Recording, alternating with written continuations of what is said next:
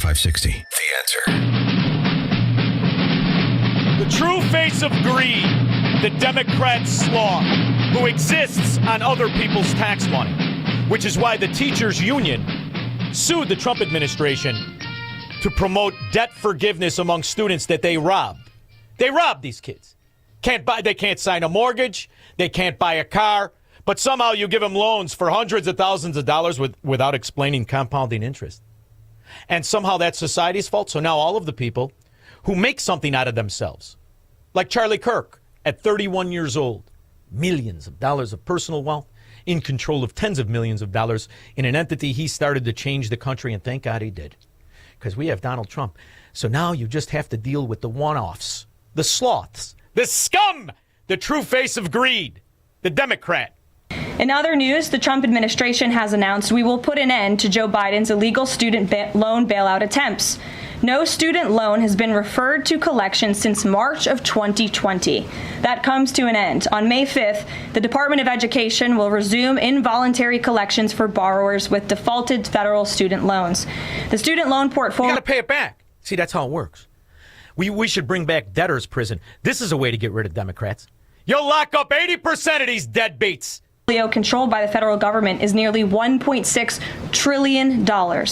But fewer than 4 out of 10 borrowers are in repayment. This is 40%. 40%. Think about that. That means 60% deadbeats. You know who they voted for the last election? Get off your knees, whore. That's the one. The American Federation of Teachers sued the Trump administration for delaying loan forgiveness, claiming it's unlawful. The American Federation of Teachers filed a lawsuit against the U.S. Department of Education because it restricted access to all income-driven repayment plans. And those sloths, like Lucy Martinez, what's that fat pig make? She ain't spending any of it on actual health care, that's for certain. She's going to need it, too. She had sweat marks on her love handles, the slob. Maurice, Berwyn. Yeah, Shaun, I'll make it quick. But Shaun, you also have people in the military and police officers who get student loan forgiveness as well. And also, and I pay... Well, the GI Bill is pretty different, right? That's pretty different. Those are the guys that actually signed. I'll give them a pass. Even the coppers, pay your loans. Pay your loans. Maurice, do you understand? Absolutely. Don't give a rip. I've been shaken down 3 times by dirty coppers. How many are in Chicago right now on Brandon Johnson's detail? Are you guys Superman? Not to mention, you make twice as much as the average guy on the street. Twice as much. Oh, all right. And also, hey, as I told the screen, what separates that from when we give Argentina money or when farmers get $3 billion in subsidies? Your phone's breaking up, and I really want to hear what you're saying. So say it again. Your phone broke up on me. Oh, sorry. What separates that from when we give Argentina money or farmer subsidies? Oh, Maurice, do you think I want to give Argentina money? Do you think I want to give? Do you think I'm one of those guys because Trump gave Argentina money? I think you should give Argentina. I think you should take the money. How about that? How about I charge VIG on every foreign policy to every scumbag foreign government that took my money? You think I'm into giving money away, brother? You ain't listening to the show. Nobody gets money. No, Shaun, you're pretty consistent. But here's my thing, and I pay taxes and I pay over taxes. But my thing is, when the money's gone, the money's gone. I can't control the government. Maurice, hey, I just talked to a guy today. $4,000 extra. Let me just tell you something. I talked to a character today, a guy that I used to work for way back when in the 90s. All right.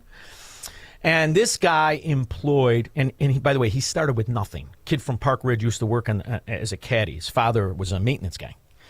And at one time, he had employed, 150 guys. He set up he had an idea. He was going to take guys in Europe and give them a venue to become, this is when nobody was a day trader, okay? He was going to give them a venue to trade commodities. So he set up in Amsterdam, and he gave a bunch of Europeans classes on how to trade. And he took these guys, and out of the guys that took advantage of it, I think it was 85 of them made $10 million. So I want you just to think about what this one guy did, okay? And at the end, when things started to go sideways for him, he started to lose a little bit of money trading. He said, I'm going to stop trading. Now, he had averaged giving the government $4.5 million a year. What do you think what did he receive that was worth $4.5 million a year? And he's the bad guy. By the way, the guy went broke and built up. He's now got 17 companies. He's back on top. But my point is this, Maurice.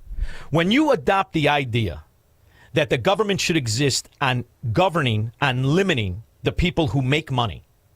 And you pretend that the people who don't are somehow virtuous. When you employ government employees and you pay them double what the citizen who works in the private economy does, you're not a government of property rights of the individual. You have no property over your life. When you read these stories of Harvey and Dalton and Broadview, pick one. Pick a town. It's all the same scam. And you realize only in these Democrat areas are these people immune to economic realities. So you have people in this Harvey, for example, 24 firemen never paid into the retirement. They're getting hundreds of thousands a year. You're going to tell me that's legitimate American economy, brother? Are you going to tell me that they should tax you or me or my old boss or anybody in the name of that person? Or how about the census worker? They take a census once every 10 years. They employ thousands of people. When they have to take the census, they hire hundreds of thousands. Is that legitimate, Maurice? Of course not. Okay. I've also extended to farmers, the oil bailouts. But when the money Maurice, taxes, I am not a bailout guy. Here's what you did to farmers.